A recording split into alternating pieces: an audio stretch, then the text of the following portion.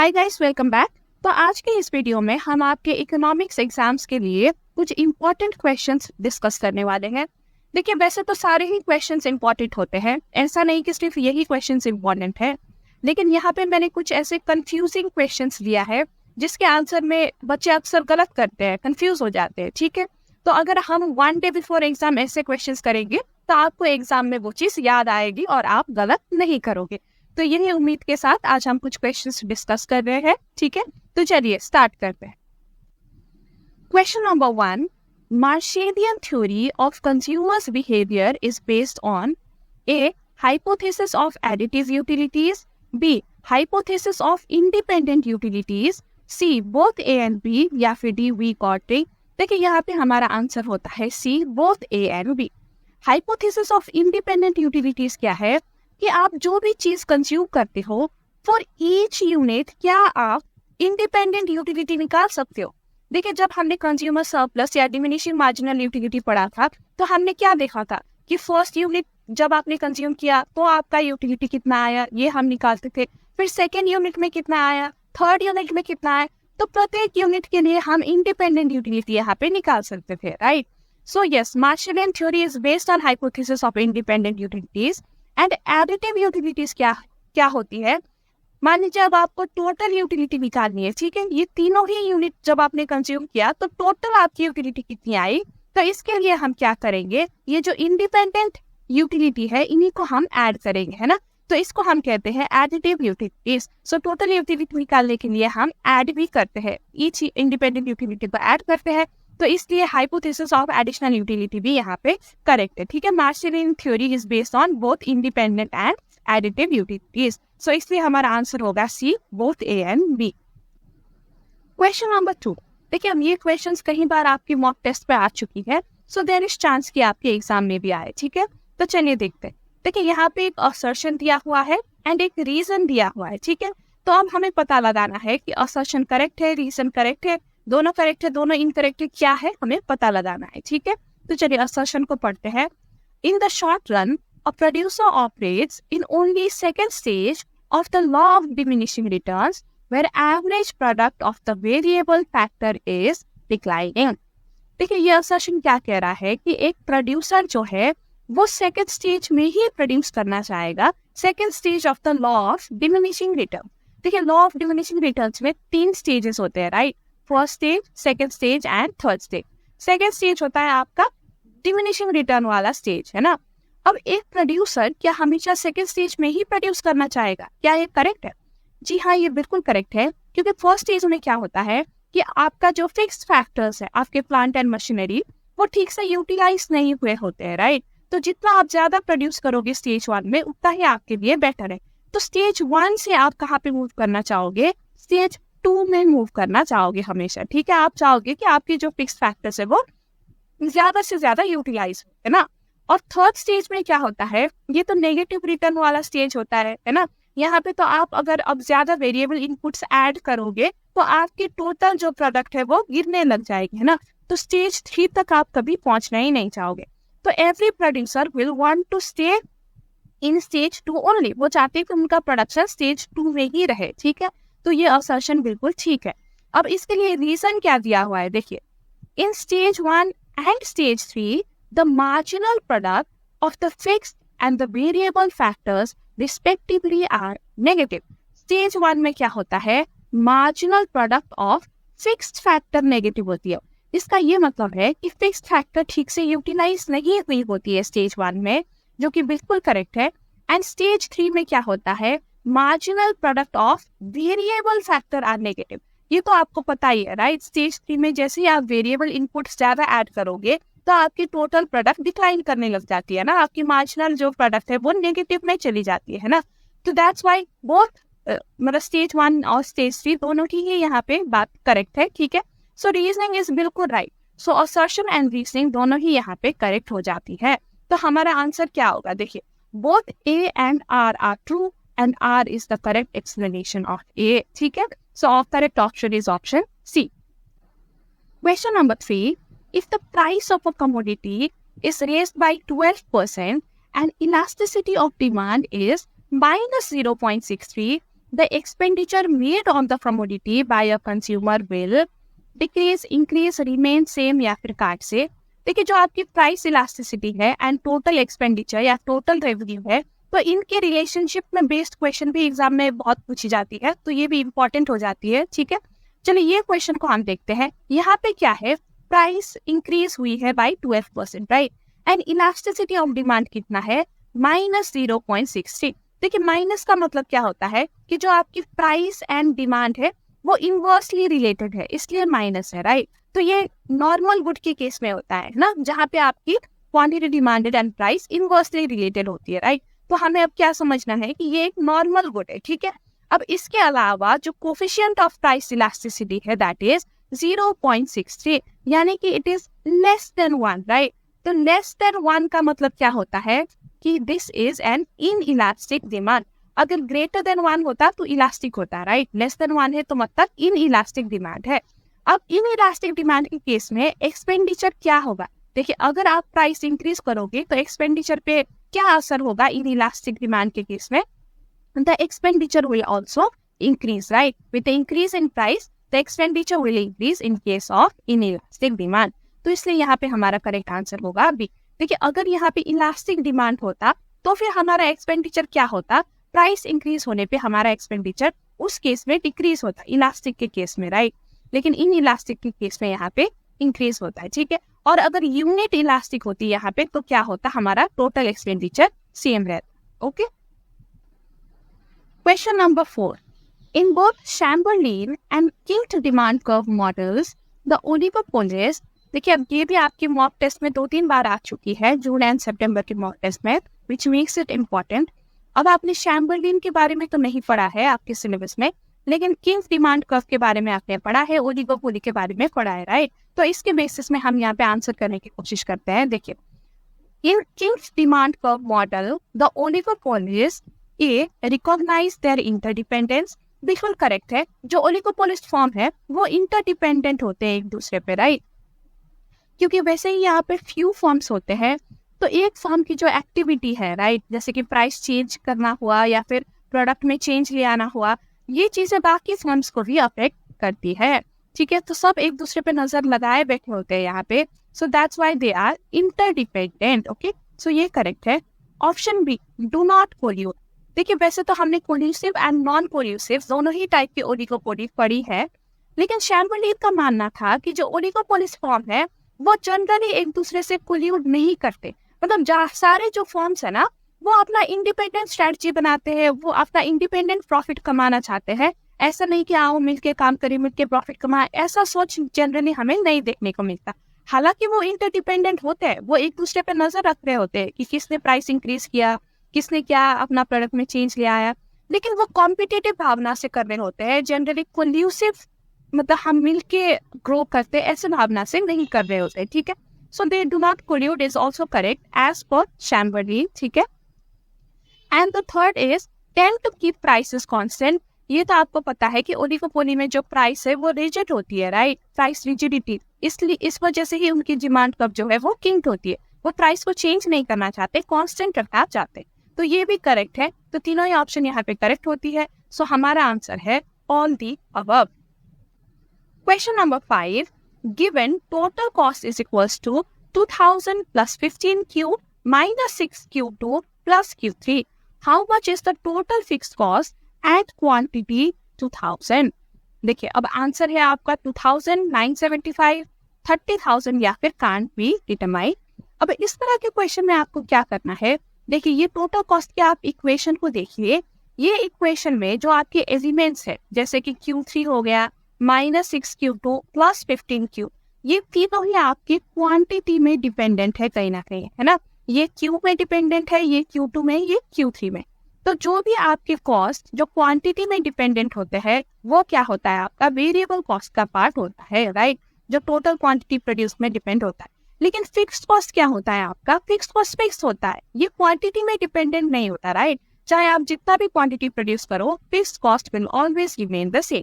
और ये इक्वेशन में भी आप देख सकते हो 2000 इंडिपेंडेंट है, ये कोई क्वांटिटी में डिपेंडेंट नहीं है, राइट। तो इसलिए यहाँ पे जो हमारा टोटल फिक्स्ड कॉस्ट होगा वो 2000 ही होगा। एंड चाहे वो कितनी भी क्वांटिटी में हो, चाहे 2000 क्वांटिटी हो, चाहे 1 क्वांटिटी हो, चाहे 2 क्वांटिटी हो, आपका टोटल फिक्स कॉस्ट हमेशा सेम ही रहता है।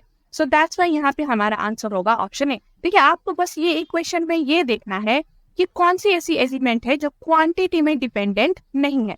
अब 15Q minus 6Q2 and Q3 ये सारे आपको क्वांटिटी में डिपेंडेंट दिख रहे हैं, लेकिन 2000 जो है ये क्वांटिटी में डिपेंडेंट नहीं है, तो इसलिए यही आपका फिक्स कॉस्ट हो जाता है। Okay, question number 6, the law of consumer surplus is based on indifference curve analysis, review preference theory, law of substitution या फिर law of diminishing marginal utility.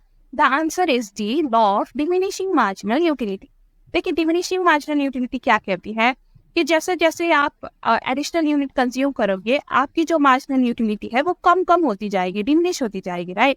And consumer surplus क्या होता है? देखिए consumer surplus is basically what you are willing to pay minus what you actually pay, है ना। And जो ये विलिंग टू पे है ये आपकी मार्जिनल यूटिलिटी में ही डिपेंड करती है, राइट। जितनी आपकी यूटिलिटी है उतनी तो आप विलिंग होगे पे करने के लिए, है ना।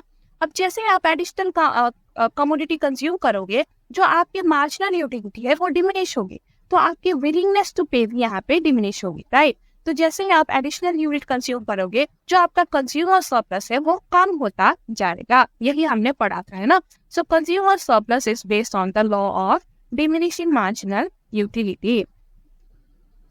Question number 7, a monopolist is able to maximize his profits when his output is maximum, he charges a high price, his average cost is minimum, या फिर his marginal cost is equal to marginal revenue। देखिए चाहे एक monopolist हो या फिर कोई भी फर्म हो, उसके लिए profit maximising level of output कौन सा होता है?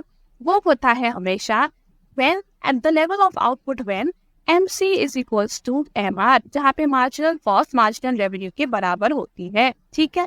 तो इसलिए यहाँ पे हमारा आंसर होगा option D, is marginal cost equals to marginal revenue. अब ये क्वेश्चन को ना एग्जाम में कई तरीके से पूछी जाती है, जैसे यहाँ पे पूछी गई कि मोनोपोलिस्ट के लिए मैक्सिमाइज वो प्रॉफिट कब कर पाएगा, ठीक है। अब इसी क्वेश्चन को इस तरह से भी पूछी जाती है कि what is the profit maximising level of output of a firm, what is the first order condition for profit maximisation. तो सारे का आंसर क्या होगा? MC is equals to MR। देखिए फर्म के लिए profit maximising level of output, यानी कि वो लेवल ऑफ आउटपुट जहां पे उसकी प्रॉफिट मैक्सिमम होती है, वो हमेशा MC is equals to MR होती है, ठीक है। तो चाहे क्वेश्चन किसी भी तरह से पूछे, आपको ये पता होनी चाहिए कि आपका answer MC is equals to MR होगा, अगर क्वेश्चन पूछ रहा है प्रॉफिट मैक्सिमाइजेशन के बारे में, ठीक है। Question number 8.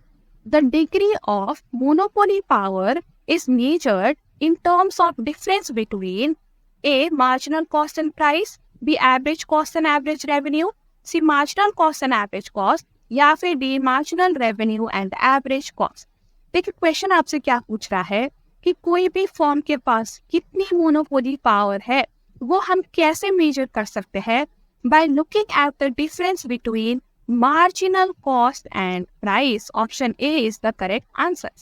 देखिए अगर हम परफेक्ट कंपटीशन की बात करें तो हमें पता है परफेक्ट कंपटीशन में जो आपका मार्जिनल कॉस्ट है वो प्राइस के बराबर होता है, राइट। यानी कि जितना आपको एडिशनल कॉस्ट लगा है एक एडिशनल यूनिट प्रोड्यूस करने में, उतना ही आपको प्राइस चार्ज करना पड़ता है, क्योंकि परफेक्ट कंपटीशन में आपका मार्केट में कोई कंट्रोल नहीं होता, प्राइस में कोई कंट्रोल नहीं होता, यानी कि मोनोपोली पावर यहाँ पे आपकी जीरो होती है परफेक्ट कंपटीशन में।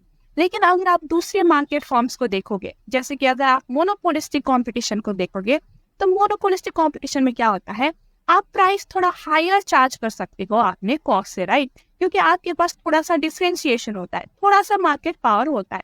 ओलिगोपोली में आप और ज्यादा हायर चार्ज कर पाओगे, क्योंकि ओलिगोपोली में आपके पास और ज्यादा सिग्निफिकेंट कंट्रोल होती है, और अगर आप मोनोपोली हो तो आप बहुत ज्यादा हाई प्राइस चार्ज कर सकते हो as compare to your cost, क्योंकि आप सिंगल सेलर हो, राइट।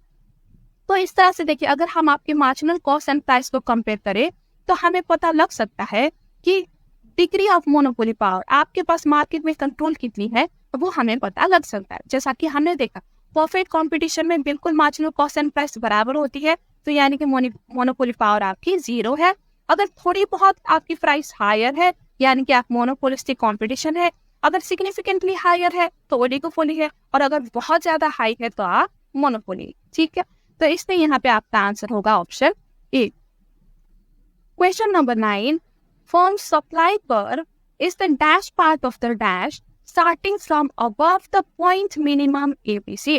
तो बेसिकली ये क्वेश्चन आपको पूछ रहा है कि फर्म की सप्लाई कर्व को कौन सा कर्व रिप्रेजेंट करता है। Does the rising part of the AC curve represent it, या फिर falling part of AC curve, या फिर rising part of MC curve, या फिर falling part of MC curve। देखिए हमारा आंसर है सी, the rising part of the MC curve represents a firm's supply curve। अब ऐसा कैसे?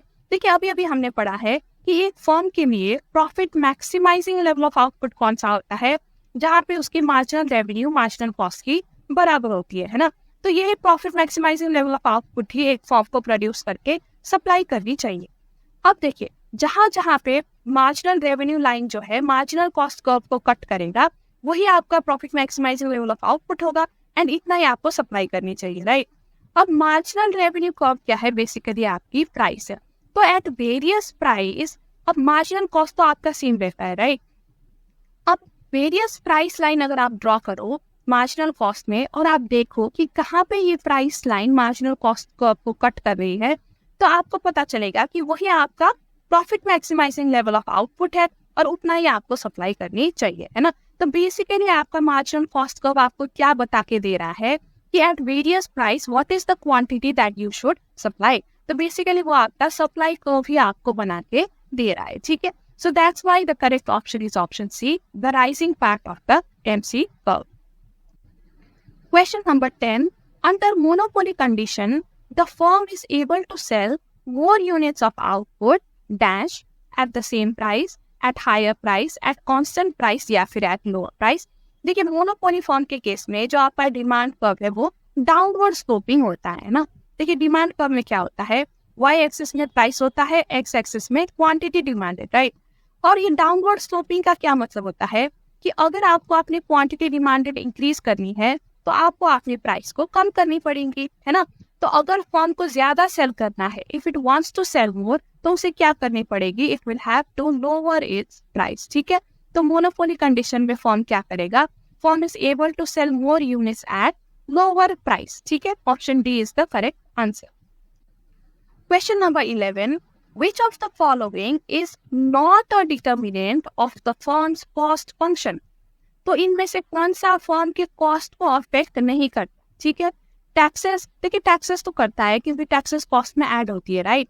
प्रोडक्शन फंक्शन भी अफेक्ट करता है क्योंकि प्रोडक्शन फंक्शन से हमें पता चलता है कि आउटपुट कितनी आपकी निकल रही है, कितनी इनपुट आपकी चाहिए, कितनी इनपुट आप लगा रहे हो, कितनी आउटपुट आपकी निकल रही है ना। एंड जो कॉस्ट है आपका वेरिएबल कॉस्ट स्पेशली वो आउटपुट पे डिपेंडेंट होता है। सो प्रोडक्शन फंक्शन भी आपका it is a determinant of cost function. Subsidies भी it is a determinant of cost function, क्योंकि सब्सिडी जो है आपकी फर्म की कॉस्ट से कम होती है, राइट। लेकिन जो price of the firms output है ये आपकी कॉस्ट को डिटरमाइन नहीं करती। प्राइस अलग चीज होती है, कॉस्ट अलग चीज होती है, ठीक है। So which is not a determinant is price, option C. Question number 12, demand for complementary goods are derived demand, autonomous demand, aggregate demand, या फिर none of these। The answer is derived demand। देखिए complementary goods की demand depend करती है उसकी दूसरी primary good पे, right.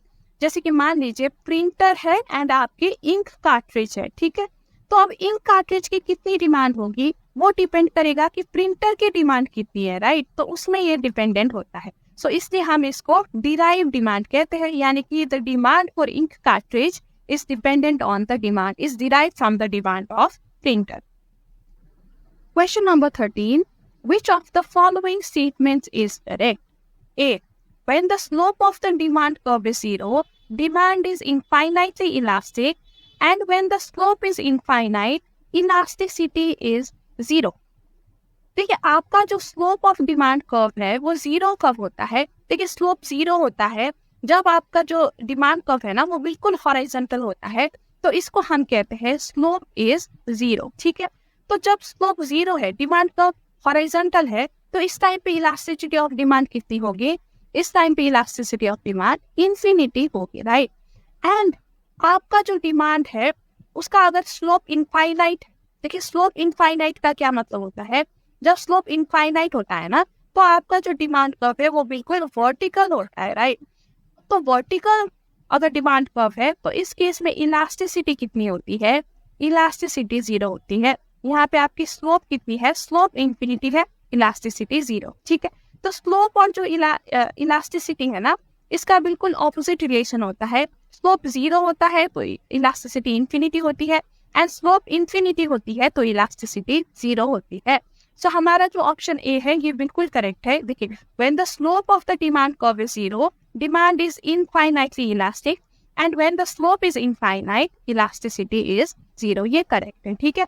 लेकिन बाकी ऑप्शंस भी देख लेते हैं। देखिए, when the slope of the demand curve is 0, elasticity is also 0. When the slope is infinite, elasticity is also infinite. ये incorrect है, क्योंकि बिल्कुल opposite relationship होता है slope and elasticity की, ठीक है।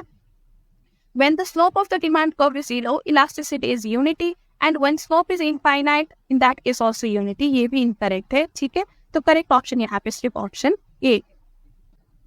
Question number 14.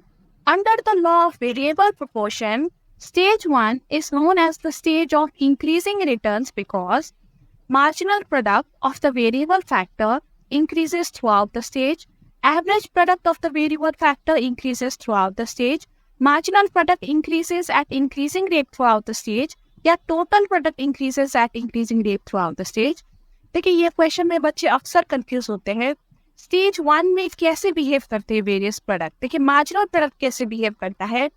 Marginal product starting में तो इंक्रीज होता है at increasing rate in stage 1, और ये तब तक इंक्रीज होता है जब तक पॉइंट ऑफ इन्फ्लेक्शन नहीं आ जाता, राइट। और जब पॉइंट ऑफ इन्फ्लेक्शन आता है तो मार्जिनल प्रोडक्ट यहाँ पे मैक्सिमम होता है, एंड पॉइंट ऑफ इन्फ्लेक्शन के बाद मार्जिनल प्रोडक्ट गिरने लगता है। ये सारी चीज स्टेज 1 में ही होता है, ठीक है। स्टेज 1 के मिड में ही पॉइंट ऑफ इन्फ्लेक्शन आता है, एंड स्टेज 1 में ही मार्जिनल प्रोडक्ट इस तरह से गिरने भी लगता है। तो देखिए, marginal product through out the stage increase होगा, ये कहना गलत होगा, ठीक है। And marginal product increases eight increasing rate through out the stage 1, ये भी गलत है, क्योंकि पॉइंट ऑफ इन्फ्लेक्शन तक तो ये इंक्रीजिंग रेट में इंक्रीज करता है, लेकिन उसके बाद ये गिरने लग जाता है। तो ऑप्शन ए एंड सी दोनों इनकरेक्ट होते हैं, राइट। अब ऑप्शन बी देखो, एवरेज प्रोडक्ट कैसे बिहेव करता है? देखिए, एवरेज प्रोडक्ट जो है वो स्टेज 1 के थ्रू आउट ही इंक्रीज करता है, और स्टेज 1 के एंड में जाके ये मैक्सिमम हो जाता है, ठीक है। एंड स्टेज 2 से ही एवरेज प्रोडक्ट गिरने लगता है। तो स्टेज 1 के through out average product increase करता रहता है। So average product of the variable factor increases through out the stage, कहना बिल्कुल करेक्ट है, दिस इज करेक्ट, ठीक है। ऑप्शन डी कहता है कि total product increases eight increasing rate. देखिए, टोटल प्रोडक्ट भी इंक्रीजिंग रेट में इंक्रीज नहीं करता। जब तक पॉइंट ऑफ इन्फ्लेक्शन में नहीं पहुंच जाते ना, तब तक टोटल प्रोडक्ट इंक्रीजिंग रेट में इंक्रीज करता है, लेकिन पॉइंट ऑफ इन्फ्लेक्शन के बाद total product will still increase, लेकिन ये डिक्रीजिंग रेट में इंक्रीज करना स्टार्ट करता है, ठीक है। Only up to the point of inflection total product increases at increasing rate. So increasing rate में ये throughout the stage 1 increase नहीं होता। After the point of inflection total product increases, लेकिन एट अ डिक्रीजिंग रेट, ठीक है। तो इसलिए ये ऑप्शन भी इनकरेक्ट होता है। Correct option is option B. So I hope now you understood this concept. Question number 15. Production function Q is equals to, देखिए, अब ये क्वेश्चन भी कई बार आपके मॉक टेस्ट में आ चुकी है, लेकिन ये क्वेश्चन की फ्रेमिंग ना हमेशा थोड़ा गलत तरीके से दे देते हैं। देखिए, ये क्वेश्चन एक्चुअली होना चाहिए Q is equals to 4 L to the power 1/2 and K to the power 2/3। Actually ये है ये क्वेश्चन की फ्रेमिंग, ठीक है। अब ये जो प्रोडक्शन फंक्शन है, इट एग्जिबिट्स, ये क्या एग्जिबिट करता है? Increasing returns to scale, decreasing returns to scale, constant returns to scale, या फिर increasing returns to a factor. देखिए, अब हमें पता है कि जब हमने कॉक डगलस प्रोडक्शन फंक्शन पढ़ा था, तो जो L का पावर है it is represented by A, and जो K का पावर है it is represented by B, right. And हमने ये भी पढ़ा था कि अगर A plus B is greater than 1, तो इसका ये मतलब है कि इंक्रीजिंग रिटर्न्स टू स्केल है। If A plus B equals to 1 मतलब constant return to scale, and if A plus B is less than 1 तो इसका ये मतलब होता है decreasing returns to scale, right. तो अब हमें यहाँ पे क्या करना है? A प्लस B को ऐड करना। तो A is 1/2 and B is 2/3, right. अब इनको अगर हम ऐड करेंगे तो कॉमन डिनोमिनेटर 6 आएगा, यहाँ पे 3 आएगा, यहाँ पे आएगा आपका 4, right? So this will give us 7/6. So this is greater than 1, right? तो अगर greater than 1 है A and B का sum, तो इसका ये मतलब है कि this production function represents your increasing returns to scale. Okay? Question number 16. At the shutdown point, देखिए अब ये shutdown point वाला क्वेश्चन भी बहुत बार एग्जाम में पूछी जाती है, ये काफी इंपॉर्टेंट भी है। देखिए एक फॉर्म को शट डाउन कब करना चाहिए? जब उसका प्राइस जो है उसके वेरिएबल कॉस्ट को भी नहीं कवर कर पाता, तो तब उसे शट डाउन करनी चाहिए, राइट? अब शट डाउन पॉइंट क्या होता है? ये एक ऐसा पॉइंट है जहां पे आपको डिसाइड करना है कि आपको शट डाउन करना है कि नहीं, and that point is where your price is equals to average variable cost. देखिए ये पॉइंट में जहाँ पे आपके प्राइस वेरिएबल कॉस्ट के बराबर है, तो यहाँ पे अभी आपको लॉस नहीं हुआ है वेरिएबल कॉस्ट, राइट? क्योंकि आपके प्राइस बिल्कुल एग्जैक्टली कवर कर रही है। लेकिन अगर इस पॉइंट के बाद आपका प्राइस गिर जाता है तो आपको नुकसान होगा, आपको लॉस होगा वेरिएबल कॉस्ट का। तो इसी पॉइंट में आपको डिसाइड करना होगा कि क्या आपको शट डाउन करना है या फिर आपको आगे प्रोडक्शन करने का सोचना है, ठीक है? तो ये क्रिटिकल पॉइंट को हम शट डाउन पॉइंट कहते हैं, जहाँ पे प्राइस एवरेज कॉस्ट के बिल्कुल एवरेज वेरिएबल कॉस्ट के बराबर आते हैं। So option A is correct. अब ऑप्शन बी कहता है total revenue is equals to total variable cost. देखिए अगर आप प्राइस में क्वांटिटी को मल्टीप्लाई कर दो एंड एवरेज वेरिएबल कॉस्ट को भी क्वांटिटी से मल्टीप्लाई कर दो, तो यहाँ पे क्या आएगा आपका टोटल रेवेन्यू एंड यहाँ पे आपका आएगा टोटल वेरिएबल कॉस्ट, राइट? तो this would also be correct, क्योंकि बेसिकली हम यही जो price is equals to average variable cost है, उसी को हम दोनों साइड क्वांटिटी से मल्टीप्लाई करेंगे तो हमारा ये आंसर आएगा, है ना? So total revenue is equals to total variable cost भी करेक्ट है, ठीक है?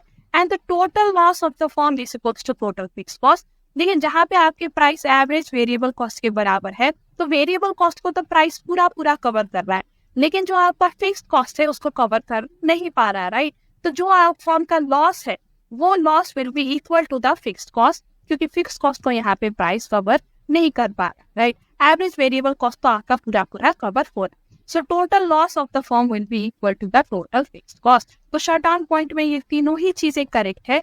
So our answer would be D, all of the above. Okay. Question number 17. If a firm is experiencing a downward sloping long run average cost curve, then it is experiencing decreasing returns to scale. It is experiencing decreasing returns. It is a natural monopoly या marginal cost is greater than average cost. देखिए question कह रहा है कि जो long run average cost है एक firm का वो डाउनवर्ड स्लोपिंग है, यानी कि जो लॉन्ग रन एवरेज कॉस्ट है वो कंटिन्यूअसली डिक्रीज हो रहा है, कंटिन्यूअसली गिर रहा है। तो अगर आपका कॉस्ट कम हो रहा है तो आपका इंक्रीजिंग रिटर्न होता है या डिक्रीजिंग? इंक्रीजिंग रिटर्न होता है, राइट? इंक्रीजिंग रिटर्न में आपकी कॉस्ट कम होती है, तो decreasing returns to scale, decreasing returns दोनों ही गलत होता है। यहाँ पे आपका करेक्ट ऑप्शन है it is a natural monopoly. क्योंकि क्या होता है जब आपका long run average cost curve continuously decrease होता है, यानी कि आप कंटिन्यूअसली बहुत ही कम कॉस्ट में अपना प्रोडक्ट बना पा रहे हो, ठीक है? और इतना कम कॉस्ट में बना पा रहे हो कि जो बाकी कॉम्पिटिटर्स है ना आपके, वो आपको मैच ही नहीं कर पा रहे, आपकी जो कॉस्ट है उसको मैच नहीं कर पा रहे। जब वो एंटर करेंगे इस फील्ड में तो उनको काफी हाई कॉस्ट पड़ेगा as compare to your cost, ठीक है?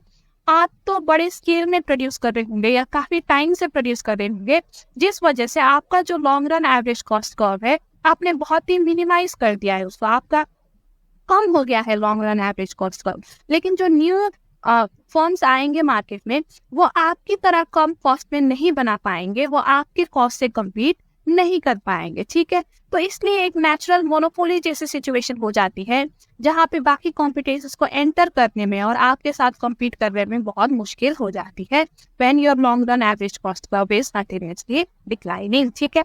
सो इसलिए यहाँ पे आपका आंसर है option C, it is a natural monopoly. Question number 18. When average cost AC is falling, marginal cost is lower than average cost, marginal cost is greater than average cost, marginal cost equals to average cost या फिर none of these। देखिए average cost and marginal cost के relationship में भी कई बार questions पूछी जाती है, इट इज वेरी इंपॉर्टेंट।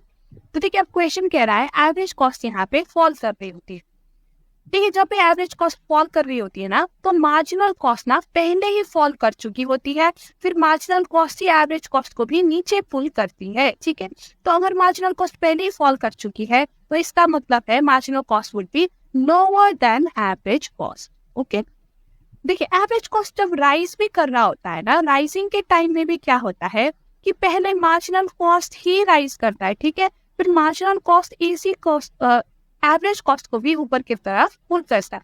तो देखिए हमेशा पहले मार्जिनल कॉस्ट ही रिएक्ट करता है, पहले मार्जिनल कॉस्ट ही ऊपर नीचे होता है, एंड एवरेज कॉस्ट हमेशा मार्जिनल कॉस्ट को फॉलो करता है। तो राइजिंग के टाइम पे पहले मार्जिनल कॉस्ट ही हायर होगा, उसके बाद एवरेज कॉस्ट इसको फॉलो करेगा, ठीक है। तो राइजिंग के टाइम पे marginal cost would be higher than average cost. Falling के टाइम में क्या होगा, पहले मार्जिनल कॉस्ट फॉल करेगा, फिर एवरेज कॉस्ट भी इसको फॉलो करेगा। सो marginal cost would be lower, क्योंकि ये पहले ही फॉल करना स्टार्ट कर चुका है। तो हमारा क्वेश्चन फॉलिंग के बारे में पूछ रहा है, सो marginal cost would be lower than average cost, ठीक है। अगर राइजिंग होता तो ऑप्शन बी करेक्ट होता। Question number 19, for given good the angel curve is positively sloped, vertical, horizontal या फिर नेगेटिवली स्लोप। देखिए अब ये क्वेश्चन में भी ना बच्चे बहुत ज्यादा कंफ्यूज होते हैं। देखिए हमें पता है गिवन गुड क्या है, ये एक exception to the law of demand है, ये हमें पता है, राइट। यानी कि गिवन गुड के केस में जब प्राइस इंक्रीज होता है तो डिमांड भी आपका इंक्रीज होता है, right, because it is exception. तो अगर हम डिमांड कर्व की बात करें गिवन गुड्स में तो इट इज पॉजिटिवली स्लोप। लेकिन यहाँ पे क्वेश्चन एंजल कर्व पूछ रहा है, डिमांड कर्व नहीं पूछ रहा है, ठीक है। एंजल कर्व क्या होता है, angel curve is that curve which shows the relationship between income and quantity demanded, ठीक है। अब गिवन गुड क्या है, गिवन गुड एक इंफीरियर गुड होता है, ठीक है। और इंफीरियर गुड के केस में हमें पता है जैसे आपकी इनकम इंक्रीज होगी तो इंफीरियर गुड के जो क्वांटिटी डिमांडेड है वो डिक्रीज होती है, राइट। तो एंजल कर्व क्या होता है आपका यहाँ पे नेगेटिवली स्लोप्ड होता है। तो गिवन गुड या फिर इंफीरियर गुड के केस में your angel curve is negatively sloped. So correct answer will be option D. Okay. Question number 20. At the point of inflection, total product is maximum, average product is maximum, marginal product is maximum या फिर marginal product is zero. Again ये भी बहुत confuse होते हैं कई सारे बच्चे इसमें। देखिए point of inflection वो point है जहाँ पे marginal product आपका maximum होता है, ठीक है। So correct option is option C. Question number 21. Price discrimination will be profitable only if the elasticity of demand in different markets in which the total market has been divided is uniform, different, less या फिर zero। देखिए price discrimination तभी profitable होता है अगर आपका elasticity जो है वो डिफरेंट जगह पे डिफरेंट है। क्योंकि डिफरेंट इलास्टिसिटी है तभी तो आप डिफरेंट प्राइस चार्ज कर पाते हो, है ना। जहाँ पे इलास्टिसिटी बहुत ज्यादा हाई है वहाँ पे आप ज्यादा प्राइस को इंक्रीज नहीं कर पाओगे क्योंकि उससे आपकी डिमांड अफेक्ट होगा, राइट। लेकिन जहाँ पे इलास्टिसिटी बिल्कुल कम है तो वहाँ पे आप अपने प्राइस आराम से इंक्रीज कर सकते हो। So because elasticity is different you can charge different prices. Okay. Question number 22. The firm can attain it's equilibrium in that stage of the law of variable proportion, first, second, third या फिर any of the above. देखिए हमने पहले भी एक question में discuss किया है कि जो सेकंड स्टेज है वो सबसे ज्यादा प्रॉफिटेबल होता है प्रोड्यूसर के लिए। फर्स्ट स्टेज में उसके फिक्स्ड फैक्टर ज्यादा यूटिलाइज नहीं हुए होते हैं तो वो यहाँ से मूव ऑन करके सेकंड स्टेज में वो पहुंचना चाहेगा, और थर्ड स्टेज में वो कभी पहुंचना ही नहीं चाहेगा क्योंकि यहाँ पे उसकी जो मार्जिनल प्रोडक्ट है वो नेगेटिव हो जाती है, राइट। तो इक्विलिब्रियम पे वो किस स्टेज पे आना चाहेगा, सेकंड स्टेज में ही आना चाहेगा। So answer is the second stage of the law of variable proportion. Question number 23. Which of the following is a lagging economic indicator? Now economic indicator की रिगार्डिंग भी क्वेश्चंस बहुत ही बात पूछी जाती है, राइट। तो आपको एक जनरल आइडिया होनी चाहिए कि कौन से इंडिकेटर लीडिंग है एंड कौन से लैगिंग है। अब यहाँ पे देखिए जो कंज्यूमर कॉन्फिडेंस इंडेक्स है ये एक लीडिंग इंडिकेटर है, स्टॉक मार्केट परफॉर्मेंस भी लीडिंग इंडिकेटर है, न्यू हाउसिंग स्टार्ट्स भी लीडिंग इंडिकेटर है, लेकिन जो अनएम्प्लॉयमेंट रेट है ये आपका एक लैगिंग इंडिकेटर है। क्योंकि अनएम्प्लॉयमेंट होना कब स्टार्ट होगा, जब इकोनॉमी खराब हो चुकी है तब जाके बेरोजगारी होना स्टार्ट होता है, right. So this happens after there is change in economy. So this is a lagging economic indicator. Question number 24. A consumer's preference are monotonic if and only if between two bundles the consumer prefers the bundle which has A. more of one of the goods, less of at least one of the goods, more of at least one of the goods and less of the other goods, या more of at least one of the goods and no less of the other goods। देखिए consumer के preference को monotonic हम कब कहेंगे, जब एक consumer हमेशा हायर क्वांटिटी प्रीफर करेगा as compare to lower quantity. अगर उसके पास हम दो ऑप्शन दे, ठीक है, और एक ऑप्शन में हम उसको हायर क्वांटिटी दे, तो वो हमेशा हायर क्वांटिटी वाला प्रेफरेंस बंडल ही चूज करेगा। तो यहाँ पे आपका करेक्ट ऑप्शन होगा option D, more of at least one of the good if the consumer prefers more of at least one good and no less of the other. देखिए consumer के बंडल में लेट्स से 2 गुड्स है, ठीक है, bundle ए में भी 2 goods है, bundle B में भी 2 गुड्स है, लेकिन बंडल बी में जो है एक गुड की क्वांटिटी स्लाइटली हायर है एंड जो सेकंड गुड की क्वांटिटी है वो सेम है एज कम्पेयर टू ए। तो in that case option B choose करना आपके लिए ज्यादा फायदा होगा ना, क्योंकि सेकंड गुड जो है वो तो सेम है एज कम्पेयर टू ए, लेकिन फर्स्ट गुड जो है वो हायर क्वांटिटी में है। तो मोनोटोनिक अगर कंज्यूमर है तो वो हायर क्वांटिटी वाला ही चूज करेगा। So he will choose more of at least one good and no less of the other good. Question number 25. When the output increases from 10 units to 12 units and total revenue increases from 300 to 330, then marginal revenue will be। देखिए अब यहाँ पे confusion क्या है कि जो units है ये आपकी गैप में दिया हुआ है, राइट, ये सीरियली 10, 11, 12 इस तरह से नहीं दिया हुआ है, 10 से सीधा 12 यूनिट्स दिया हुआ है और टोटल रेवेन्यू भी आपके पास 10th एंड 12th यूनिट की है। अब मार्जिनल रेवेन्यू इस केस में आप कैसे निकालोगे, देखिए इस केस में आपको फॉर्मूला यूज करना पड़ेगा, change in total revenue divided by change in units, ठीक है। तो ये फॉर्मूला यूज करके आप मार्जिनल रेवेन्यू निकाल सकते हो। अब चेंज इन टोटल रेवेन्यू यहाँ पे कितना है, देखिए 330 minus 300 and change in units कितनी है 12 minus 10, so this will give you 30 divided by 2, so the answer will be 15। तो यहाँ पे आपका मार्जिनल रेवेन्यू आया 15। अब कई बच्चे इसमें क्या करते हैं, सीधा 330 माइनस 300 करके वो 30 मार्जिनल रेवेन्यू निकाल लेते हैं, जो कि आपका गलत है, क्योंकि यहाँ पे आपको 10 एंड 12 यूनिट्स दिया। देखिए अगर आपको 11th एंड 12th यूनिट दिया होता, इसे सीरियली दिया होता, तो आप सिंपली टोटल रेवेन्यू सब्ट्रैक्ट करके निकाल सकते हैं। लेकिन अगर गैप में दिया हुआ है, देखिए यहाँ पे 2 यूनिट्स की गैप में दिया हुआ है ना, तो ऐसे केस में आपको ये फॉर्मूला यूज करना पड़ेगा, change in total revenue divided by change in units. Okay. Question number 26.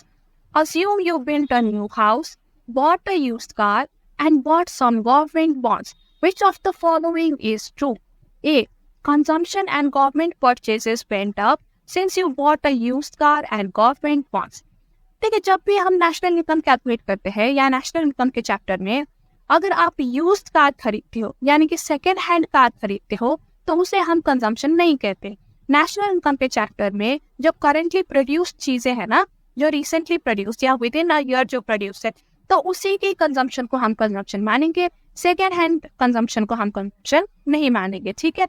Similarly जब आप गवर्नमेंट बॉन्ड्स खरीदते हो तो उसे हम गवर्नमेंट परचेजेस नहीं कहते। गवर्नमेंट परचेजेस होता है जब गवर्नमेंट कोई चीज खरीदता है ना, तो उसे हम गवर्नमेंट परचेज कहते हैं। अगर आप बॉन्ड खरीद रहे हो गवर्नमेंट की, तो वो गवर्नमेंट परचेज नहीं हुआ। तो option A is incorrect. Option B कहता है consumption and investment went up since you bought a used car and government bonds. देखिए कंजम्पशन का तो हमने डिस्कस कर लिया, यूज्ड कार खरीदने को हम कंजम्पशन नहीं कहेंगे। सिमिलरली जब आप गवर्नमेंट बॉन्ड खरीद रहे हो तो उसे हम इन्वेस्टमेंट नहीं कहेंगे। देखिए नेशनल इनकम के चैप्टर में इन्वेस्टमेंट होता है अगर आप कोई कैपिटल गुड्स में इन्वेस्ट करते हो, ना कि कोई फाइनेंशियल एसेट में। गवर्नमेंट बॉन्ड एक फाइनेंशियल एसेट है, इसमें अगर आप पैसा लगा रहे हो तो इसे आप इन्वेस्टमेंट नहीं कहेंगे, ये आपकी सेविंग्स में आ जाता है, ठीक है। इन्वेस्टमेंट होता है अगर आप कैपिटल गुड्स खरीद रहे हो जो आपको फर्दर कंज्यूमर गुड्स बनाने में मदद करे, ठीक है। सो इसलिए ये भी आपका इनकरेक्ट हो जाता है। Investment and government purchases went up since you built a new house and bought government bonds. देखिए न्यू घर बनाना, न्यू हाउस बनाना, इसको हम इन्वेस्टमेंट कहेंगे, क्योंकि न्यू हाउस जो है ये कैपिटल कैपिटल है आपके लिए, ठीक है। आपने एक फिजिकल एसेट पे इन्वेस्ट किया है तो उसे हम इन्वेस्टमेंट कहेंगे, लेकिन ये गवर्नमेंट बॉन्ड खरीदने को हम गवर्नमेंट परचेजेस नहीं कहेंगे। तो ये भी इनकरेक्ट हो जाता है। Option D, investment went up since you built a new house, तो ये बिल्कुल करेक्ट है। न्यू हाउस आपने बनाया, आपने कैपिटल गुड्स में इन्वेस्ट किया, तो इसको हम इन्वेस्टमेंट कहेंगे। सो यहाँ पे करेक्ट ऑप्शन होगा option D. Question number 27, for a person to keep his real income steady at a certain level from 1 year to the next, his nominal income must stay the same as the price index rises, rise as fast as the price index, fall if the price index rises, या rise if the price index falls। देखिए real income क्या होता है, real income basically होता है आपका purchasing power, ठीक है। अब अगर आपको अपनी परचेजिंग पावर सेम रखनी है from 1 year to the next, तो आपको क्या करना पड़ेगा? देखिए अगर गुड्स एंड सर्विसेज की प्राइस सेम है, तो फिर तो आपकी परचेसिंग पावर सेम रहेगी from 1 year to the next with the same income, right. लेकिन अगर आपकी गुड्स एंड सर्विस की प्राइस इंक्रीज हो गई और आपका जो इनकम है वो इंक्रीज नहीं हुआ, सो इन दिस केस क्या होगा, आपकी परचेसिंग पावर कम होगी। With the same income you will be able to buy less of the goods and service, right, because इनकी प्राइस इंक्रीज हुई है। तो परचेसिंग पावर को सेम रखने के लिए आपकी इनकम को भी इंक्रीज होना पड़ेगा with the increase in price, तभी तो आप same amount of goods and service खरीद पाओगे एंड आपकी परचेसिंग पावर जो है वो कांस्टेंट रहेगी, है ना। So that's why to keep your real income steady, your nominal income must rise as fast as the price index. जैसे जैसे प्राइस बढ़ेगा सामान की, आपकी नॉमिनल इनकम भी इंक्रीज होनी चाहिए, तभी जाके आपकी जो परचेजिंग पावर है या रियल इनकम है वो कांस्टेंट रहेगी। Okay, question number 28, personal income is most likely to exceed national income when gross and net investment are equal during a period of recession और depression, when gross investment exceed net investment, या during a period of extended inflation. तो ये personal income आपका क्या होता है? अगर आप नेशनल इनकम में ट्रांसफर पेमेंट ऐड करो तो आपका पर्सनल इनकम आएगा, है ना। अब during a period of recession and depression क्या होता है, नेशनल इनकम आपका कम हो जाता है क्योंकि इस टाइम पे अनएम्प्लॉयमेंट बहुत ज्यादा होता है, राइट, तो लोग ज्यादा कमा नहीं पाते, तो पूरी नेशन की जो इनकम है वो कम हो जाती है। लेकिन इस टाइम पे गवर्नमेंट ट्रांसफर पेमेंट बहुत ज्यादा करती है। अब ट्रांसफर पेमेंट जैसे कि अनएम्प्लॉयमेंट बेनिफिट्स दे दिया क्योंकि बेरोजगारी है, राइट, या फिर लोगों को ऐसे सोशल सिक्योरिटी में पैसे ट्रांसफर कर दिया ताकि वो ये रिसेशन से बाहर आ सके, थोड़ा सर्वाइव कर सके। तो इस टाइम पे ट्रांसफर पेमेंट ज्यादा होती है as compare to national income. Okay, तो इसलिए जो आपकी पर्सनल इनकम है वो ज्यादा होती है as compare to national income during a period of recession and depression, ठीक है। इस टाइम पे नेशनल इनकम कम होती है क्योंकि लोग कम कमा रहे होते हैं because of unemployment, but transfer payment बहुत ज्यादा होती है जिसकी वजह से personal income becomes higher. Question number 29. If nominal GDP and real GDP for the year 2015 are rupees 5,000 crores and rupees 6,700 crores respectively, then what will be the impact on change in prices with respect to the base year? Prices will fall, prices will rise, not defined as base year is not given, या फिर no effect on price। देखिए 2015 में जो nominal GDP है that is your 5,000, right? And जो real GDP है that is 6,700। अब हमें पता है कि जो रियल जीडीपी है ये बेस ईयर की प्राइस में ली जाती है एंड जो नॉमिनल जीडीपी है ये करंट ईयर के प्राइस में ली जाती है। तो अगर रियल जीडीपी ज्यादा है इसका ये मतलब है कि जो बेस ईयर की प्राइस है it is higher, right, and current year की price is lower because nominal GDP is low. तो बेस ईयर का अगर प्राइस हायर है as compare to current year, यानी कि करंट ईयर में जो आपका प्राइस लेवल है वो गिर रहा है, right, so prices will fall. Correct option is option A. Question number 30, break even point occurs when y is equals to s, s is equals to 0, y is equals to c या फिर both b and c। देखिए break even point हम उस point को कहते हैं जहाँ पे आपका जो इनकम है वो कंजम्पशन के बराबर होता है, ये ब्रेक इवन होता है, राइट। तो अगर इनकम कंजम्पशन के बराबर होता है यानी कि आपकी सेविंग भी जीरो है इस टाइम पे, क्योंकि क्या होता है इनकम बेसिकली आपका कंजम्पशन प्लस सेविंग होता है ना। तो अगर इनकम एंड कंजम्पशन सेम है तो सेविंग को तो जीरो होना पड़ेगा, right. So both B and C are correct. Break even हम वाई को सी को कहते हैं एंड इस टाइम पे जो आपकी सेविंग है वो भी जीरो होती है। तो correct option is option D. Question number 31, which of the following is not a reason for leakages. देखिए लीकेजेस कब होता है, जब आपकी जो सर्कुलर फ्लो है उससे चीजें बाहर जाती है, राइट। सर्कुलर फ्लो में क्या होता है, देखिए यहाँ पे हाउस होल्ड होता है, यहाँ पे फॉर्म होता है, राइट। हाउस होल्ड का पैसा फॉर्म को जाना चाहिए, फॉर्म का पैसा हाउस होल्ड को जाना चाहिए, ये सर्कुलर फ्लो। अब अगर ये फ्लो में कुछ भी डिस्टर्बेंस हो रही है तो उसे हम लीकेज कहते हैं। अब देखिए, part of increment in income used for payment of debt. अब हाउस होल्ड के इनकम पे इंक्रीमेंट आई है, लेकिन instead of using that money to buy goods from firm, household क्या कर रही है, ये अपना डेट चुका रही है किसी और को, राइट। तो सर्कुलर फ्लो से यहाँ पे पैसा बाहर जा रहा है, so this will be a leakage. Distributed profit of corporation. Distributed profit of corporation क्या होता है कि ये फर्म को प्रॉफिट आया, इसने हाउस होल्ड को वो प्रॉफिट पे कर दिया, डिस्ट्रीब्यूट कर दिया, तो फर्म का पैसा हाउस होल्ड के पास आया, सो this is not a leakage. ये तो सर्कुलर फ्लो में ही पैसा आ रहा है ना, सो this is not a leakage. ठीक है, मैं यहाँ पे एन लिख देती हूँ because it is not a leakage.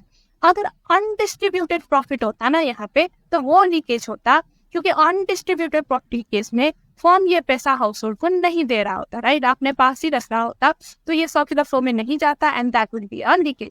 But distributed profit is not a leakage. Similarly high liquidity preference क्या है, तो ये हाई लिक्विडिटी प्रेफरेंस मतलब जो हाउस होल्ड है ना वो अपने पास कैश रख रहा है, ठीक है, जो पूरा पैसा है वो फर्म को नहीं दे रहे हैं, फर्म से कुछ नहीं खरीद रहे हैं सारे पैसे से, अपने पास थोड़ा बहुत कैश भी रख रहे हैं, so this will also cause leakage, क्योंकि यहाँ पे सर्कुलर फ्लो से बाहर जा रही है। सिमिलरली जो प्रोग्रेसिव रेट ऑफ टैक्स है, देखिए जब हाउस होल्ड टैक्स पे करती है तो ये पैसा गवर्नमेंट को जाता है, ना कि फर्म्स को, right. So this will also cause a leakage, क्योंकि सर्कुलर फ्लो में पैसा नहीं जाए। सिमिलरली जब फर्म भी टैक्स पे करती है तो ये भी गवर्नमेंट के पास जाता है ना, तो फर्म का सारा पैसा यहाँ पे हाउस होल्ड के पास नहीं जा पा रहा, so tax also cause a leakage. So देखिए A, C and D are cause of leakage, लेकिन B is not the reason for leakage, तो इसलिए हमारा करेक्ट ऑप्शन होगा option B. Question number 32, the per capita income in country wide increased from rupees 50,000 to 65,000, while the per capita consumption increased from 37,500 to 48,750. Calculate the spending multiplier of the economy. देखिए हमें क्या निकालना है, spending multiply, यानी कि के की value हमें निकालनी है मल्टीप्लाई की, राइट। और हमें दिया क्या हुआ है, पर कैपिटा इनकम इंक्रीज हुआ है, ये हमें दिया हुआ है, राइट। पहले 50 था, अब 65 हुआ है, तो इनकम में कितनी इंक्रीज आई है, देखिए 60 अभी कितना हुआ है 65,000, राइट। 65,000 माइनस 50,000 इज योर 15,000, ठीक है, तो इनकम में चेंज आई है 15,000 एंड इसकी वजह से कंजम्पशन में कितनी इंक्रीज, देखिए increase in consumption is basically your 48,750 minus 37,500, right. तो कंजम्पशन में चेंज आई है 11 to 50। तो देखिए अगर हम ये चेंज इन कंजम्पशन को डिवाइड करें बाय चेंज इन इनकम तो ये हमें क्या देता, मार्जिनल प्रोपेंसिटी टू कंज्यूम देगा, राइट। तो मार्जिनल प्रोपेंसिटी टू कंज्यूम निकाल देते हैं, that is 11 to 50 divided by 15,000, so this will give you 0.75, so 0.75 is your MPC. अब एमपीसी पता है तो के हम इजिली निकाल सकते हैं, right. K is equals to 1 divided by 1 minus MPC, that will give you 1 divided by 1 minus 0.75, that is 1 by 0.25, so this will give you 4। तो यहाँ पे हमारा आंसर है 4। तो इस तरह के क्वेश्चंस एग्जाम में आए हैं, पिछले बार भी मॉक टेस्ट में भी कई सारे क्वेश्चंस है। देखिए या तो आपको के की वैल्यू देगी और बोलेगी कि एमपीसी निकालो, या तो आपको एमपीसी निकालने के लिए फिगर्स देंगी एंड बोलेंगी कि के निकालो। तो आपको यहाँ पे ये पता होनी चाहिए कि क्वेश्चन में दे क्या रहा है, आपको एमपीसी दे रहा है या फिर मल्टीप्लायर दे रहा है, ठीक है। तो ये चीज में आपको कंफ्यूजन नहीं होनी चाहिए, लेकिन जब आप एक निकाल दोगे, एमपीसी निकाल दोगे तो के इजीली निकल आएगा, और के निकाल दोगे तो एमपीसी भी इजीली आप निकाल पाओगे, ठीक है। Question number 33, who is responsible for economic stabilisation and income redistribution in economy, state government, central and state, या फिर central, state and local bodies. ठीक है, इकोनॉमिक स्टेबिलाईजेशन का मेन काम एंड इनकम रिडिस्ट्रीब्यूशन का मेन काम होता है सेंट्रल गवर्नमेंट का, ठीक है। अगर हम एलोकेशन की बात करें तो एलोकेशन में तीनों ही बॉडीज का रोल होता है, central, state and local bodies. लेकिन स्टेबलाइजेशन एंड डिस्ट्रीब्यूशन फंक्शन की जिम्मेवारी मेनली सेंट्रल गवर्नमेंट की ही होती है, ठीक है। So correct option is option B.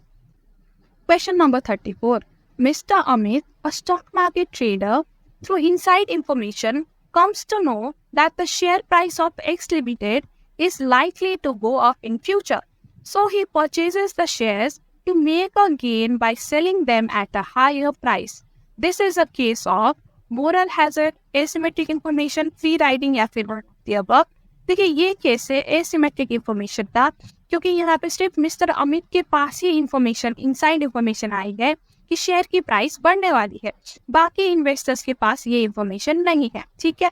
And because Amit के पास ये इंफॉर्मेशन है तो वो खरीद रहे हैं शेयर्स, वो करंटली शेयर्स खरीद रहे हैं और बाद में सेल करेंगे, राइट। लेकिन अगर बाकी इन्वेस्टर्स के पास भी ये इंफॉर्मेशन होती तो वो कभी भी मिस्टर अमित को अपना शेयर्स बेचते ही नहीं, वो खुद ही अपने पास रखते और जब प्राइस हाई होती तो वो बेचते हैं ना। तो क्योंकि because of asymmetric information mister Amit को यहाँ पे अनड्यू एडवांटेज मिल रहा है ना। सो इसलिए this is the case of asymmetric information.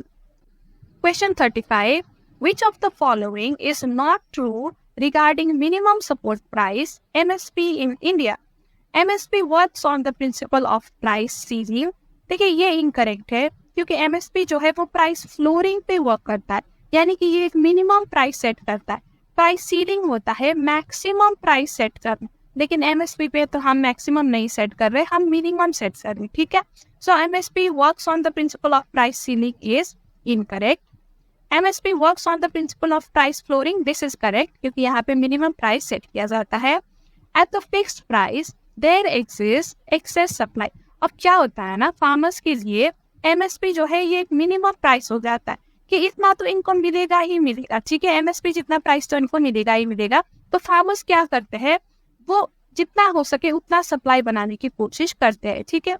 तो कभी कभार जो सप्लाई है वो एक्सेस हो जाता है, तो वो एक्सेस सप्लाई भी उनको ये मिनिमम सपोर्ट प्राइस में वो बेच पाएंगे, okay. The government purchases the excess supply of farmers. हाँ, अगर ये मार्केट में नहीं बेच पाए फार्मर्स तो जो भी एक्सेस सप्लाई है गवर्नमेंट को खरीदना पड़ेगा at this minimum support price.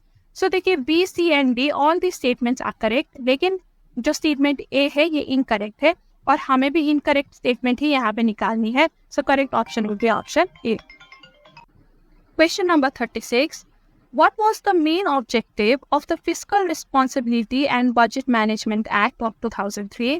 To achieve fiscal surplus, to stop money laundering, to eliminate fiscal deficit या फिर to eliminate revenue deficit। देखिए physical responsibility and budget management act का मेन ऑब्जेक्टिव होता है to eliminate and reduce physical deficit, ठीक है। तो correct option would be option C. Question number 37. Which of the following is an example of an automatic stabilizer in the budget? देखिए automatic stabiliser होता है वो policies government की जो economy को अपने आप स्टेबिलाईज करने में हेल्प करती है, ठीक है। अब इनमें से कौन सा उसका एग्जाम्पल है? Discretionary spending, progressive taxation, infrastructure investment या फिर अनएम्प्लॉयमेंट बेनिफिट। देखिए unemployment benefit is an example of automatic stabiliser, क्योंकि क्या होता है जब अनएम्प्लॉयमेंट ज्यादा होती है तो उस टाइम पे लोगों के पास पैसा कम होता है, राइट। तो वो कम पैसा खर्च कर पाते हैं जिसकी वजह से डिमांड डिक्रीज होता है। अब अगर डिमांड डिक्रीज होगा तो इकोनॉमी में असर पड़ेगा, राइट। इकोनॉमी स्लो डाउन होगी, फिर रिसेशन वगैरह आएगा। तो अगर ऐसा आप नहीं चाहते तो आप क्या करोगे कि अनएम्प्लॉयमेंट के टाइम पे गवर्नमेंट अनएम्प्लॉयमेंट बेनिफिट लोगों को देगी। तो जब लोगों को अनएम्प्लॉयमेंट बेनिफिट मिलेगा तो उनके पास अगेन इनफ पैसा होगा खर्च करने के लिए, तो डिमांड बहुत ज्यादा नीचे नहीं आएगा, डिमांड सेम लेवल पे ही रहेगा, ठीक है। जिसके वजह से इकोनॉमी स्टेबिलाईज होती रहेगी अपने आप ही। तो जैसे ही बेरोजगारी आती है अनएम्प्लॉयमेंट बेनिफिट्स इकोनॉमी को स्टेबिलाईज करने में हेल्प करती है, डिमांड को बहुत ज्यादा गिराने से रोकती है, okay. So this is an example of automatic stabiliser. Similarly जो प्रोग्रेसिव टैक्सेशन है ना, ये भी एक ऑटोमेटिक स्टेबिलाईजर का एग्जाम्पल है। प्रोग्रेसिव टैक्सेशन में क्या होता है, अगर आपकी इनकम बहुत ज्यादा इंक्रीज हुई तो इन दैट केस क्या होगा, डिमांड बहुत इंक्रीज होगा, राइट। और डिमांड ज्यादा इंक्रीज होने से इकोनॉमी में इन्फ्लेशन आ सकती है। लेकिन with the increase in income अगर आप टैक्स भी इंक्रीज कर दो तो क्या होगा, अगेन डिमांड बहुत तेजी से राइज नहीं हो पाएगा बिकॉज टैक्स की वजह से जो आपकी डिस्पोजेबल इनकम है वो कम हो जाएगी, राइट। तो डिमांड बहुत तेजी से इंक्रीज नहीं होगा तो इन्फ्लेशन भी इकोनॉमी में बहुत तेजी से नहीं आएगी। तो अगेन इकोनॉमी को ये स्टेबलाइज करने में हेल्प करती है। So both B and D are the example of automatic stabiliser. लेकिन आपके इंस्टीट्यूट ने डी को करेक्ट ऑप्शन बताया है तो आप भी डी के साथ जा सकते हैं। लेकिन अगर क्वेश्चन में ऑप्शन आया बोथ बी एंड डी करके तो फिर आप बोथ बी एंड डी को टिक कर सकते हैं। ठीक है, both are example of automatic stabilizers. Question number 38. Which concept involves a one-shot injection of the government expenditure into a depressed economy with the aim of boosting business confidence and encouraging larger private investment? Is it pump priming, deficit financing, compensatory spending या फिर public spending? The answer is pump priming. Pump priming में क्या करता है? Government pump कर देता है one shot में इकोनॉमी में पैसा, ठीक है, to revive the economy. Question number 39. Which of the following is used to counter recession as a part of expansionary fiscal policy? तो क्वेश्चन बेसिकली पूछ रहा है कि इनमें से एक्सपेंशनरी फिस्कल पॉलिसी कौन सा है। और एक्सपेंशनरी फिस्कल पॉलिसी हम यूज करते हैं यूजुअली रिसेशन के टाइम में, जब हम रिसेशन को काउंटर करना चाहते हैं, है ना। तो यहाँ पे गवर्नमेंट का क्या एम होता है कि स्पेंडिंग इंक्रीज करे एंड लोगों के पास जो डिस्पोजेबल इनकम है वो भी इंक्रीज करे ताकि वो भी इकोनॉमी में ज्यादा स्पेंडिंग करे, ज्यादा चीजों की डिमांड करे, है ना। तो इनमें से कौन सा उसमें हेल्प करता है? देखिए, इंक्रीज इन इंटरेस्ट रेट। देखिए, जब इंटरेस्ट रेट इंक्रीज होगा तो लोगों को बोरो करना मुश्किल होगा because of high interest rate, right. तो वो बोरोइंग कम करेंगे और बोरोइंग कम करेंगे तो स्पेंड करने के लिए उनके पास कम मनी होगा, उनका डिस्पोजेबल इनकम कम होगा, है ना। तो इस वजह से this will not help in expansion. Decrease in taxes, हाँ, ये एक्सपेंशन को हेल्प करेगी क्योंकि टैक्सेस में जब डिक्रीज होगी तो डिस्पोजेबल इनकम लोगों की बढ़ेगी, राइट। तो उनके पास ज्यादा पैसा होगा आप खर्च करने के लिए, तो it will help in expansion. So this is an expansionary policy. Similarly deficit financing is also an expansionary policy. Deficit financing होता है कि जब गवर्नमेंट के पास इनफ पैसा नहीं होता ना तो वो बोरो करते हैं पैसा और बोरो करके वो पैसा इकोनॉमी में स्पेंड करते हैं to revive the economy. So this is also an expansionary policy. So both B and C are part of expansionary policies. Question number 40. Which of the following is true with regards to liquidity trap? देखिए, अब liquidity trap के regarding भी बहुत सवाल पूछी गई है mock test में। So this makes it an important question for exam. तो चलिए हमारे ऑप्शंस देख लेते हैं। A. Speculative demand is parallel to x-axis. देखिए, parallel to x-axis का मतलब होता है infinity, ठीक है। तो लिक्विडिटी ट्रैप के टाइम में क्या होता है, लोगों के पास जितना भी पैसा है वो उसको एज मनी ही होल्ड करना चाहेंगे, वो बॉन्ड में बिल्कुल इन्वेस्ट नहीं करना चाहेंगे, वो अपने पैसे को लिक्विड रूप में रखना चाहेंगे, ठीक है। So at this time the speculative demand for money is parallel to X axis which is correct, ठीक है। Desire to hold bond is infinity, ये इनकरेक्ट है क्योंकि इस टाइम पे लोग बिल्कुल भी बॉन्ड में इन्वेस्ट नहीं करना चाहेंगे क्योंकि एक तो इंटरेस्ट रेट भी बहुत कम होता है और लोगों को अनसर्टेनिटी भी होती है फ्यूचर के रिगार्डिंग। तो desire to hold bond is very less या फिर जीरो भी आप कह सकते हो, ठीक है। So option B is incorrect. Option C says ineffective monetary policy, ये भी करेक्ट होता है क्योंकि देखिए आपकी मॉनेटरी पॉलिसी क्या होती है, इंटरेस्ट रेट कम कर दो, राइट, इकोनॉमी को रिवाइव करने के लिए। लेकिन यहाँ पे ऑलरेडी ही इंटरेस्ट रेट कम होती है तो आप फर्दर कम करके भी इकोनॉमी को यहाँ पे रिवाइव नहीं कर पाओगे क्योंकि लोग पैसा यहाँ पे होल्ड करके रखना चाहते हैं, वो खर्च नहीं करना चाहते क्योंकि वो फ्यूचर के रिगार्डिंग डर रहे, उनकी एक्सपेक्टेशन है कि कुछ अनहोनी हो जाएगा, इकोनॉमी खराब हो जाएगी फ्यूचर में, तो वो बिल्कुल भी यहाँ पे खर्च करने के लिए तैयार नहीं होते, राइट। तो इसलिए option A and C both यहाँ पे करेक्ट है। सो करेक्ट ऑप्शन होगा हमारा option D, both A and C. Question number 41. According to Cambridge equation, the value of money depends upon demand for money, supply of money, demand for goods and services या फिर all the above. देखिए, Cambridge equation के according value of money depends on the demand for money. जो Cambridge के economist थे वो successful हुए to shift the focus from supply of money to the demand for money, right. So that's why हमारा correct option है option A. Question number 42. Which among the following shows a correct descending order of liquidity of M1, M2, M3? तो देखिए, ये question में भी ना बच्चे बहुत कंफ्यूज हो जाते हैं। देखिए, डिसेंडिंग ऑर्डर का मतलब क्या होता है, from highest to lowest, right, इसको हम कहते हैं डिसेंडिंग ऑर्डर। अब डिसेंडिंग ऑर्डर ऑफ क्या बोला है यहाँ पे, लिक्विडिटी। तो हमें अब यहाँ पे कैसे ऑर्डर करना है, जो हाईएस्ट लिक्विड है उसे पहले रखना है एंड जो लीस्ट लिक्विड है उसको लास्ट में रखना है। तो हाईएस्ट लिक्विड हमारा कौन सा है, M1, M2, M3 में सबसे ज्यादा लिक्विड हमारा M1 है, राइट। उसके बाद आता है M2 और सबसे लीस्ट लिक्विड है हमारा M3। So this would be the correct order. So correct order is यहाँ पे ऑप्शन आपका ए, ठीक है। Question number 43. Which of the following policy measures is typically used by central bank to manage the business cycle? Fiscal policy, monetary policy, trade policy या फिर industrial policy? देखिए, central banks जो tool use करते हैं उसे हम monetary policy कहते हैं। बिजनेस साइकिल वैसे तो फिस्कल एंड मॉनिटरी दोनों पॉलिसी से मैनेज किया जा सकता है, लेकिन फिस्कल पॉलिसी ये गवर्नमेंट की टूल होती है, गवर्नमेंट यूज करती है। जो सेंट्रल बैंक की टूल होती है वो मॉनिटरी पॉलिसीज होती है, ठीक है। सेंट्रल बैंक क्या यूज करेगा, मॉनिटरी पॉलिसी यूज करेगा to manage business cycle. Question number 44. Which of the following is not an instrument of selective credit control? देखिए, सेलेक्टिव क्रेडिट कंट्रोल होता है कि आप पर्टिकुलर सेक्टर्स में क्रेडिट कंट्रोल कर रहे हो, ठीक है। पर्टिकुलर सेक्टर्स की जो बोरोइंग एंड लेंडिंग है वो कंट्रोल कर रहे हो। तो देखिए, मार्जिन रिक्वायरमेंट से आप सेलेक्टिव क्रेडिट कंट्रोल कर सकते हो, क्रेडिट रैशनिंग से भी सेलेक्टिव कर सकते हो, लेकिन ओपन मार्केट ऑपरेशन से आप सेलेक्टिव नहीं कर सकते। ये एक जनरल क्रेडिट कंट्रोल का तरीका होता है, ठीक है। So which is not an instrument of selective credit control is option B. Question number 45. Which of the following is not one of the features of new trade theory by Paul Krugman? तो इनमें से कौन सा new trade theory की feature नहीं है? A. Countries which trade in similar goods are natural trade partners.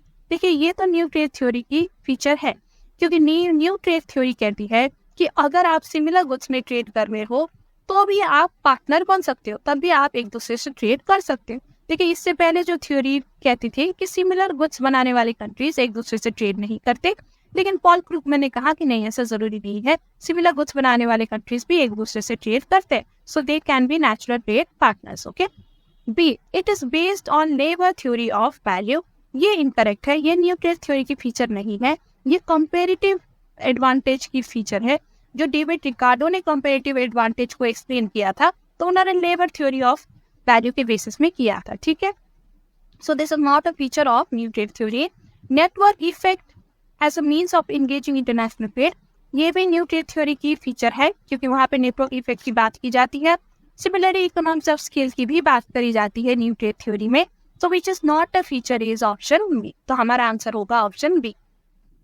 Question number 46. Most tariffs have only revenue effect, only protective effect, both protective and revenue effect, या फिर neither protective nor revenue effect? देखिए, answer is C, both protective and revenue effect। ये question भी बहुत बार mock test में आ चुकी है, तो इसलिए मैंने यहाँ पे डाला है। This is also one of the important questions. Question number 47. One of the reasons mentioned below doesn't justify imposition of tariff. तो देखिए, हमें अब यहाँ पे ऐसा ऑप्शन ढूंढना है जो टैरिफ को जस्टिफाई नहीं करता, या फिर टैरिफ का नेगेटिव इफेक्ट या फिर नुकसानात्मक, ठीक है। तो देखिए, option A, it will enhance consumer sovereignty. देखिए, टैरिफ जो है वो कंज्यूमर सॉवरेनिटी को इनहैंस नहीं करता। कंज्यूमर सॉवरेनिटी तब होता है जब कंज्यूमर का फायदा हो रहा होता है, जब कंज्यूमर के पास ज्यादा चॉइसेस होती है, लेकिन टैरिफ की वजह से तो प्राइस इंक्रीज होती है। तो प्राइस इंक्रीज अगर होगी तो इससे कंज्यूमर का फायदा नहीं होगा, right. So tariff does not enhance consumer sovereignty, ठीक है। So this is our correct option कि ये जस्टिफाई नहीं करता टैरिफ को। बाकी ऑप्शंस भी लेकिन एक बार देख लेते हैं। देखिए, it helps in curving balance of payment deficit. देखिए, टैरिफ की वजह से गवर्नमेंट को रेवेन्यू होता है, जिसकी वजह से जो डेफिसिट है वो कवर होने में हेल्प करती है, तो ये तो एक पॉजिटिव इफेक्ट है। इट रेजेस गवर्नमेंट रेवेन्यू, ये भी एक पॉजिटिव इफेक्ट है। And it is used to protect domestic industry from subsidised import. ये तीनों ही पॉजिटिव इफेक्ट है और ये जस्टिफाई करते हैं टैरिफ को, लेकिन ऑप्शन ए जस्टिफाई नहीं करता। So correct option would be option A. Question number 48. Under which union they have और follow a common monetary and fiscal policy? Economic union, custom union, common market या फिर none of this? देखिए, common monetary and fiscal policy follow किया जाता है economic union में। अब ICI ने मॉक टेस्ट में इसका आंसर गलत दिया है, इसलिए बच्चों को काफी ज्यादा कंफ्यूजन होता है। करेक्ट ऑप्शन ऑप्शन ए है, ठीक है। इकोनॉमिक यूनियन में common monetary and fiscal policy follow करी जाती है। 49. Any act of interference by the central bank like the RBI in influencing the exchange rate is referred to as which of the following in India? Dirty float, managed float, fixed float या फिर market stabilized float। देखिए, अगर floating exchange rate में central bank interfere कर रही है और manage करने की ट्राई कर रही है तो उसे हम मैनेज फ्लोट कहते हैं। इंडिया में जो टर्म यूज होता है ना, वो मैनेज फ्लोट ही होता है। वैसे तो dirty float and manage float एक ही बात होती है, ठीक है, लेकिन इंडिया में हम डर्टी फ्लोट टर्म यूज नहीं करते। जो ऑफिशियल टर्म इंडिया में यूज होता है दैट इज मैनेज फ्लोट। तो इसलिए यहाँ पे हमारा आंसर होगा बी, मैनेज फ्लोट।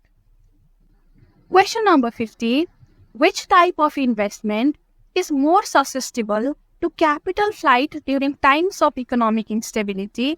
देखिए, कैपिटल फ्लाइट का मीनिंग होता है कि आप उस देश से क्विकली कैपिटल बाहर अगर निकाल पाओ तो उसे हम कैपिटल फ्लाइट कहते हैं।